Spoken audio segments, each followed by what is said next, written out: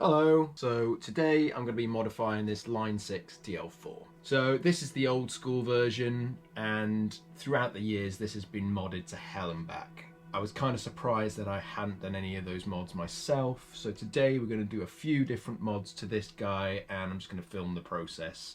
Because I'm sure a lot of you just have these sitting around not doing anything at the minute, so let's see what we can do with it. So the modifications I've got planned are, I think I'm going to add a feedback foot switch, a foot switch to select between an extra set of presets, a foot switch to go immediately to the looper function, which I think most people like to use this for. I'm going to swap out these foot switches for some more robust ones. Might do the LEDs as well, swap those out if I can be bothered. There's also a mod to fix a slight volume drop that this pedal has. Then I'm going to strip all the paint off of this guy and repaint it black so that it can fit in with my Goth Boy pedal board.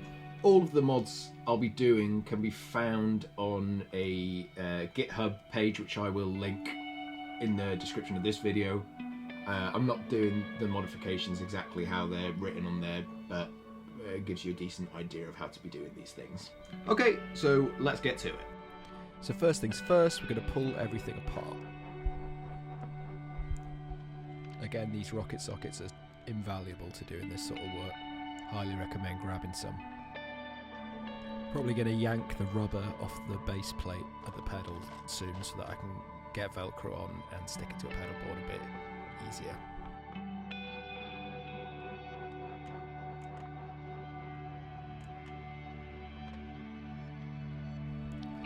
This thing had been sat on a shelf for quite a while, so I'm giving it a brush as I go along just to get rid of all the gunk that's accumulated inside of it. Getting these knobs off was a bit of a pain, but poking a screwdriver underneath and gently prying them away from the pedal seemed to do the trick.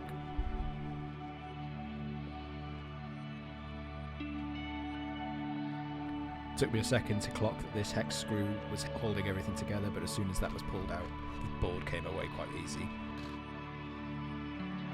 Again, this is covered in gunk, so quick little brush.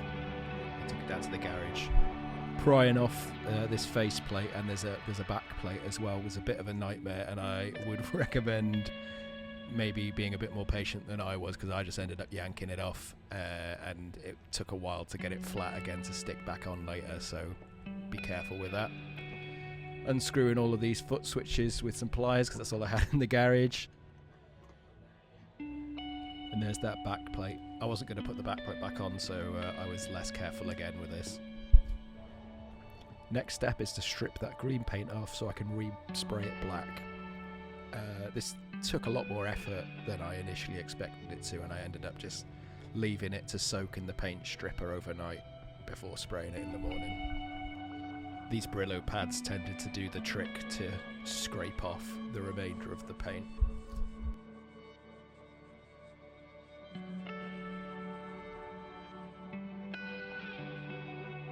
So once that was all scraped off, gave it a rinse with the hose and just dried it out with a towel before I start drilling the extra holes and widening the existing holes a little.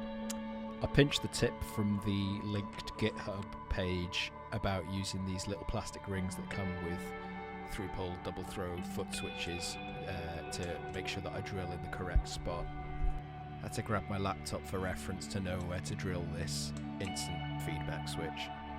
Use a little ruler to mark 2 centimeters away from the foot switch hole so that I can drill an LED hole as well.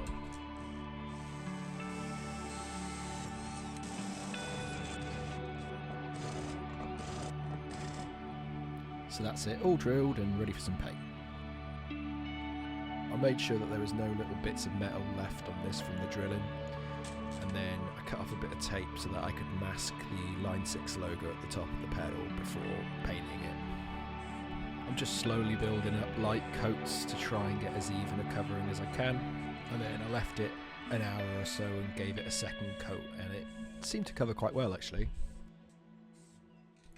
So back to the circuit board, and I'm going to take off these push buttons for the foot switches so I can replace them for some more sturdy ones.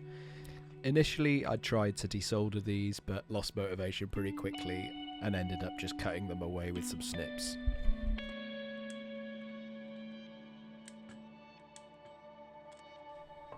So my plan is to mount the hardware and solder in the wiring and leave them all relatively long, and then once I put the PCB back in I can solder everything into place.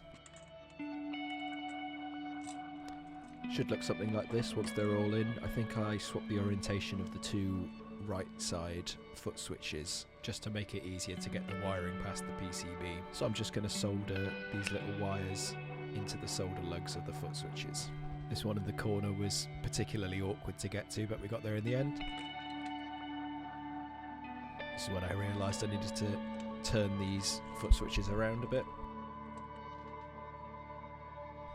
Next on the job list, it's back to the PCB to swap out these LEDs for some white ones. Again, I tried to desolder these, but they didn't want to come clean, so I just ended up snipping them out. Then after I'd snipped them, desoldered the back and used the LED standoffs to thread my own LEDs through. Then I flipped it over and bent the legs and the back so they'd stay in place so I could get them soldered.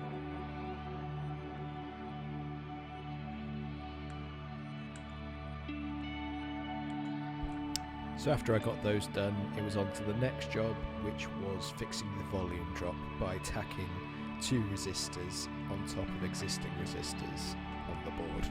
So that's R36 and 37, and I use a 56k resistor over the top of both. So if you haven't worked with surface mount components before, it can be quite intimidating, but just treat them like anything else. Just be careful and take your time and everything should go fine. I basically just add a blob of solder onto one end of each of the existing resistors and then solder one leg of the 56k resistor and then bend it over and fold the other leg onto the other side of the existing resistor and solder that in place. Next up, I'm going to mount the rest of the hardware, starting with this feedback foot switch, which did need a bit of filing around the case just to get it to fit, and it just about fits, so be careful when you're drilling this to make sure that there's enough room for it to actually find its way through to the surface. The latching foot switches for the double presets and the instant looper were a lot easier to mount, loads more room for those, so I just popped those in and screwed them in place. And then I soldered two long wires into the feedback foot switch. I'd initially wired them in the way that the GitHub page had specified, but I didn't find that that was effective enough, so I just ended up wiring them straight onto the feedback pot just to max out that pot whenever the foot switch is pressed. But at this point I'm just wiring in enough wire that I can do the mod once the PCB's in place. Then I moved on to the double preset mod. The wiring specified on the GitHub page also seems to be incorrect because the way that it's wired on there would never power an LED, so I ended up powering it in the same way as the LED is powered on the looper foot switch, so I'll explain that a bit later on. But essentially the way that this mod works is by either connecting the expression tip directly to ground or connecting it to ground via a 10k resistor, and those are your bank A and bank B settings basically. Because I'm wiring this up knowing that I'm going to have to put the PCB in and finish the wiring once I can't see the foot switch, I'm colour coding the wires so I know which is positive and which is negative and what needs to be connected to ground, etc. So for both LEDs I wired the cathode straight to the foot switch, and then the anode is wired to the positive leg of C58 as described on the GitHub page. I wired the instant looper foot switch exactly as the GitHub page describes. That was correct. It's only the double presets that had the issue of no power actually getting to the LED to light it up. So with all the preemptive wiring done, I just stuck some electrical tape on the back side of these switches so that they wouldn't make contact with the PCB, ready to mount the PCB back in. I screwed two of the jack nuts back on just to hold the PCB in place while I did the rest of the wiring. So then I'm just tinning these foot switch wires before I solder them onto the pads on the back of the little foot switch push buttons.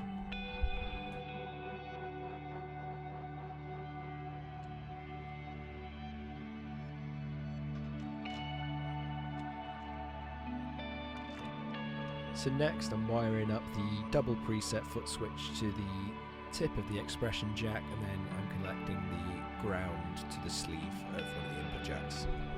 At this point I was wiring the feedback foot switch to connect the inputs and the outputs together, but that didn't have an effect, so I just ended up wiring it straight to the feedback pot. Then I'm snipping the leg of the rotary switch on this side, the left hand side, pulling it up with some tweezers, and then I'm going to attach the wires from the instant looper foot switch to the leg that we've just pulled up on the rotary switch and the pad that it used to be connected to.